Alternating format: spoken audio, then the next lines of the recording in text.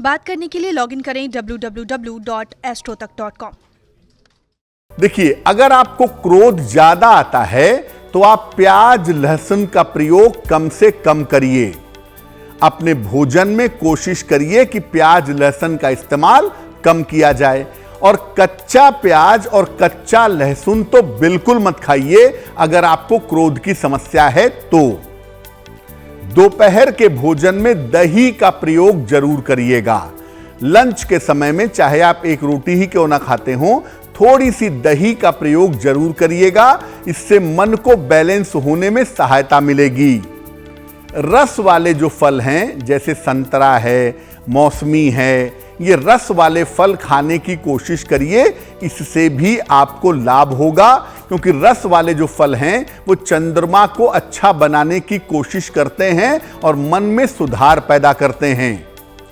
अगर आपको क्रोध बहुत ज्यादा आता हो तो महीने में 2 एकादशी आती है। उन दोनों ही एकादशी का उपवास रखें और उस दिन केवल जल और फल का सेवन करें, आपके लिए बहुत अच्छा होगा।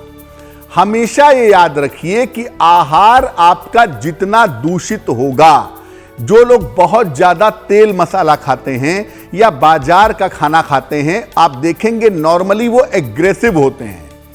क्योंकि किस तरह का आहार आप ग्रहण कर रहे हैं ये बड़ा इंपॉर्टेंट है। और दुनिया की जितनी भी साधना पद्धति है, लोग आश्रम में जाते हैं, साधना करते हैं, पूजा उपासना करते हैं, सबसे पहले उनके गुरु या उनके आचार्य कहते हैं कि आहार को शुद्ध करो।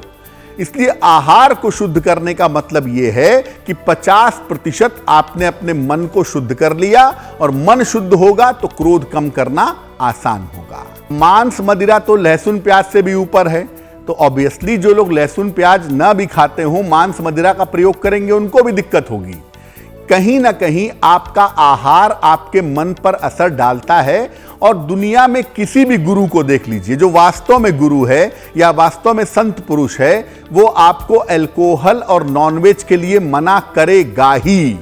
क्योंकि मैंने पहले भी बताया है कि जब आपका आहार शुद्ध नहीं होता है तो आप ईश्वर का अनुभव नहीं कर सकते। क्योंकि ईश्वर की जो सूक्ष्मता होती है, जो वाइब्रेशन है, जो तरंगे हैं, उसका अनुभव करने के लिए सबसे पहले जरूरी है कि आपका आहार शुद्ध हो। और आहार शुद्ध करने से मन शुद्ध होगा, आपका क्रोध, मोह, लोभ ये सब धीरे धीरे कम होता जाएगा। और जैसे जैसे मन शुद्ध होगा वैसे वैसे आप ईश्वर का अनुभव बेहतर तरीके से कर पाएंगे। आहार में बदलाव तो करना ही है। घर में कैसा सुधार करेंगे?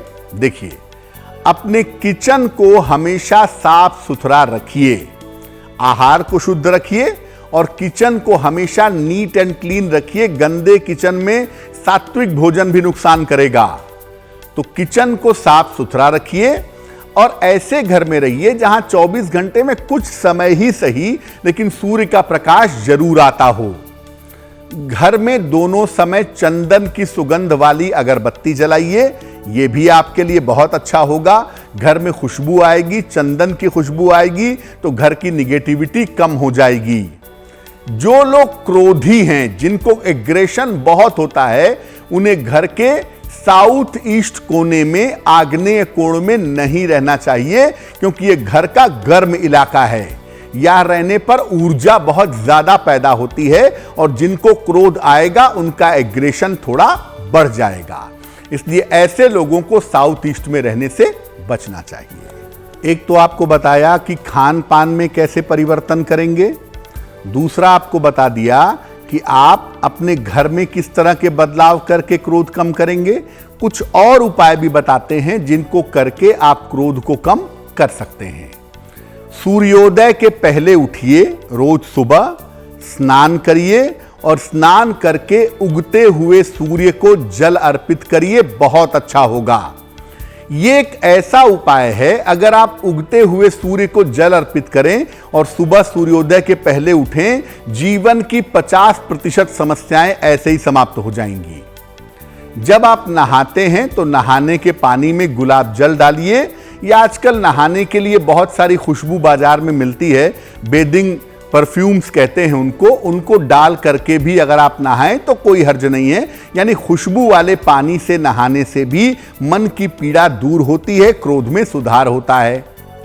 अगर शनि प्रधान है आपकी कुंडली का लीडिंग प्लैनेट अगर शनि है तो एक ओपल पहन लें, और अगर लीडिंग प्लैनेट बृहस्पति है तो एक मोती पहनने से आपको फायदा होगा।